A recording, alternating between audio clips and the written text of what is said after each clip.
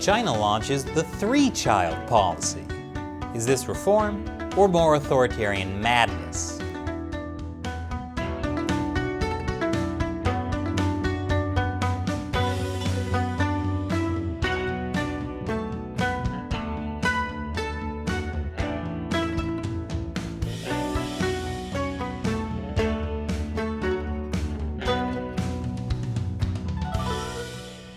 Welcome to China Uncensored. I'm Chris Chappell. If you aren't subscribed to this channel, be sure to hit that subscribe button and the notification bell. We have new episodes every Monday, Wednesday, Friday, and Saturday. And YouTube often isn't notifying you, or it could be secretly unsubscribing you. So this week, China announced a new three-child policy. That's up from the two-child policy launched in 2016. Reuters says this three-child policy is a major policy shift. The New York Times says China is relaxing the policy, and the Washington Post calls it a further unwinding of its once draconian regime of population control. Amazing. Every word of what they said is wrong. The Chinese Communist Party is not unwinding its once draconian regime of population control. It's still there. Did you miss the part where they called it a policy? The party is still telling people how many children they can have. And the family planning system they set up 4 decades ago is still in place. The family planning system was set up for the one-child policy, and it caused tens of millions of abortions and sterilizations, with the corrupt and brutal family planning officials who demolished the homes of some who resisted, where women had their menstrual cycles recorded on blackboards for all to see. And the three-child policy certainly isn't a tacit recognition of the damage done, as the Washington Post says, because the Communist Party will never admit it did anything wrong, even silently. For instance, have you heard about the 100 childless days? It happened here in Guan County, Shandong Province. Locals also call it the slaughter of lambs. In 1991, when you were watching Rugrats, this Chinese county was deemed to have too high a birth rate by the provincial government. And so, local officials marked 100 days where no one was allowed to give birth. Think about what that means. Anyone who was pregnant was forced to have an abortion. It didn't matter if it was their first child. It didn't matter how far along into the pregnancy they were. Baby gone. Even if a woman had already given birth, it didn't matter. One local official claims that these procedures were sometimes no more than a kick in the stomach from an out-of-town mercenary. Children who did make it into the world were reportedly strangled and their bodies tossed into open pits. The families of pregnant women were publicly shamed in reprises of the Cultural Revolution. Now that's socialized medicine with Chinese characteristics. What the Chinese Communist Party will never do is give Chinese people freedom. The freedom to decide for themselves how they think they should live, even in their private lives. And when the party tells people what's best for society, the party always screws things up. You see, back in the day, Chairman Mao Zedong had the great idea that a huge population would be good for China. Well, not so much for China, but for him. He said he wasn't afraid of nuclear war because China has a population of 600 million. Even if half of them are killed, there are still 300 million people left. And so, in the early 1950s, the party began a mass political campaign to encourage people to have babies. They limited access to birth control. And surprise, there was a population explosion.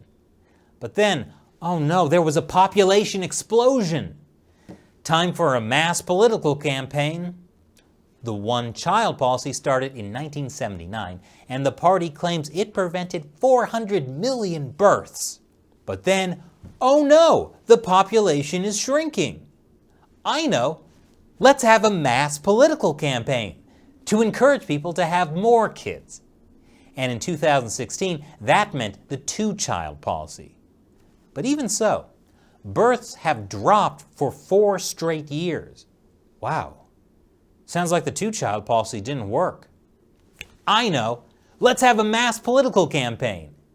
If the people didn't like the two-child policy, they'll love a three-child policy. This poll from state-run Xinhua asks, are you ready for the three-child policy? 20,000 out of 22,000 answers said, I won't consider it at all. Wrong answer. The poll was quickly deleted. There are deeper societal problems in China that aren't going to be solved just by letting people have more kids. Some Chinese men are literally choosing vasectomies over kids. There's a lifestyle called double income, no kids, or DINK, for couples who don't want to have children. And it's an increasingly popular thing with Chinese millennials. Yeah, after decades of the one-child policy, Chinese people today don't want more kids. They kind of want no kids. One problem is intense workplace competition, inadequate childcare, and widespread job discrimination against pregnant women have made childbearing an unappealing prospect for many. Again, those things aren't solved by a three-child policy. China is still a relatively poor country. 900 million people, that's more than 2/3 of China, live on less than $5 a day. Still, a lot of parents had to leave their kid behind in the countryside so they could move to cities and make enough money to send back home to support that kid. They couldn't take their kid with them because of China's hukou system, which controls where people are allowed to live. Yeah, the party controls that too. The New York Times interviewed one man who's living the DINK lifestyle, vasectomy and all, because his parents were factory workers in southern Guangdong province and rarely came to visit him in Hunan, his hometown. They never developed a relationship with him, even though he was their only child. So now, he doesn't want kids. This is a big problem for the Communist Party.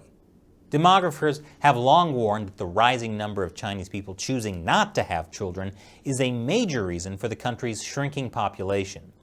So, the real problem here is that the party is still letting people choose not to have kids. Clearly, the only thing to do is to require people to have more kids. Problem solved. And now it's time for me to answer a question from a member of the China Uncensored 50 Cent Army. Fans who support us and our efforts to expose the truth about the Chinese Communist Party. The crowdfunding website Patreon. Nicolay asks, Chris, can you speak Mandarin? I would love to hear you saying Taiwan is a country. Nicolay's question is in response to an episode we did on Monday about John Cena. He got in trouble with the China market for calling Taiwan a country in a Mandarin interview he gave in Taiwan. Now, obviously, my Mandarin cannot compare to John Cena. However, I do speak a little. But unlike John Cena, I can say, 台湾是国家, and I won't even apologize to the Chinese Communist Party for saying it. Thanks for your question and your support, Nicolay. And a big thank you to everyone who supports China Uncensored on Patreon. We could not do this show without you.